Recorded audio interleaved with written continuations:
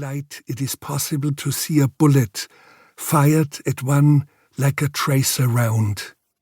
For a split second, one can see the future. I was just working on the end of my book.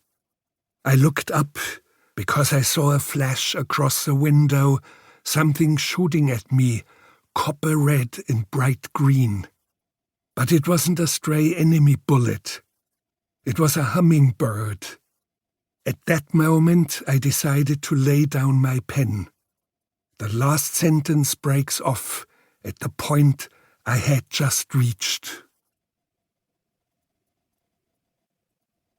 Chapter 1: Stars, the Sea.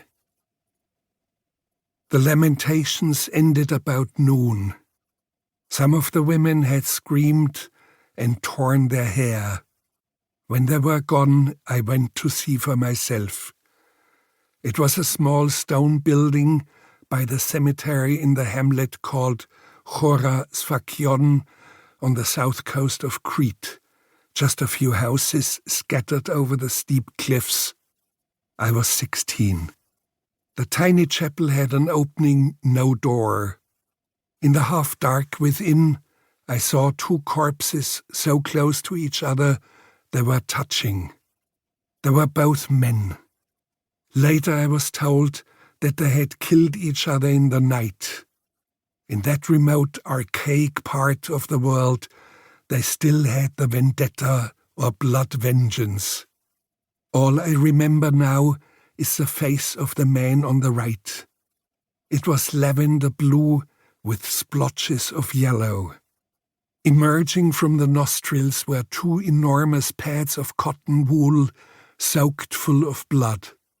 He had been hit in the chest with a load of buckshot. At nightfall, I went out to sea. I was working for a few nights on a fishing boat.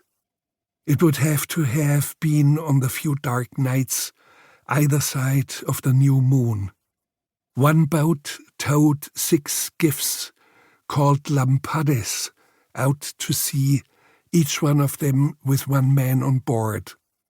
There we were all dropped a couple of 100 yards apart and left to drift. The sea was as glossy smooth as silk, no waves. An immense silence. Each skiff had a big carbide lamp that was shining down into the deep. The lamp attracted the fish, especially cuttlefish. There was a strange method of fishing for them. At the end of a fishing line was a small shiny piece of wax paper about the size and shape of a cigarette. That attracted the cuttlefish, which grasped the booty in their tentacles. To help them hold on, the bait had a wire wreath fixed to it. You had to know just exactly how far down the lure was below the surface, because the instant the cuttlefish felt themselves being pulled up into the air, they would straightaway relinquish their booty and drop back into the water. You had to accelerate the last arm's length of line so that you were able to swing the cuttlefish into your skiff. The first few hours were spent in silent waiting until eventually the artificial moon of the lamp began to take effect. Above me was the orb of the cosmos, stars that I felt I could reach up and grab. Everything was rocking me in an infinite cradle. And below me, lit up brightly by the carbide lamp, was the depth of the ocean, as though the dome of the firmament formed a sphere with it. Instead of stars, there were lots of flashing silvery fish, bedded in a cosmos without compare, above, below, all around, a speechless silence. I found myself in a stunned surprise.